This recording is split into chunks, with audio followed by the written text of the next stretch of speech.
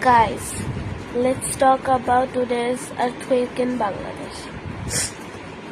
আমার ঠান্ডা লাগছে, মানে হচ্ছে আমি ট্রমাটাইজ, এক কথা আমি ট্রমাটাইজ। কারণ এরকম ভয়াবহ ভূমিকম্প লাস্ট হয়েছিল বাংলাদেশে প্রায় 12 থেকে 13 বছর আগে অথবা 10 বছর আগে, ঠিক আছে?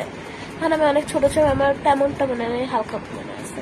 বাট এইবারেরটা আমার সারা জীবন ভাই মনে থাকবে। এইবারটা লাইক সিরিয়াসলি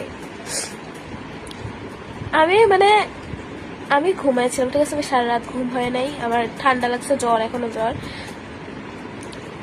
তো আমি হচ্ছে গিয়ে লাইক ঘুমাইছিলাম, তো আমি কিচ্ছু টের পাই না ফার্স্ট টাকা আমি অনেক গভীর একটা ঘুমাইছিলাম, যেটা সারা রাত ঘুমাই নাই। তো আম্মু এমনকে চিল্লান দিয়েছে ভূমিকম্প। হ্যাঁ, আমি আম্মু চিল্লাতে উঠছি, ওইটা আমার কোনো, আমি আশেপাশে দেখিও না, আর তো জানিও না ভূমিকম্প হচ্ছে নাকি।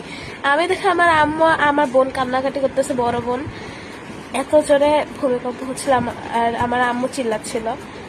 আমার আম্মু আমার বোন হ্যাং করে গেছে, আর আমি কি করব ভাই? আমার বাপও বাসায় ছিল, আব্বু বাজারে গেছিল। তা আমি মা বাবা, মানে আমার মা আর বোন রেনে আমরা আর কি দাঁড়াইলাম পিলারে দাঁড়াইছি, ভালো কথা। তারপরে আমাদের তো মানে আমাদের পুরা হচ্ছে গিয়ে রান্নাঘরে সব থালা বাসন পড়ে গেছে, ফ্যান পড়ে গেছে, মানে টেবিল ফ্যান পড়ে গেছে, আমার বোতল টোতল টেবিলে যা যা ছিল সব পড়ে গেছে, এত জোরে ঝাঁকি খাইছে।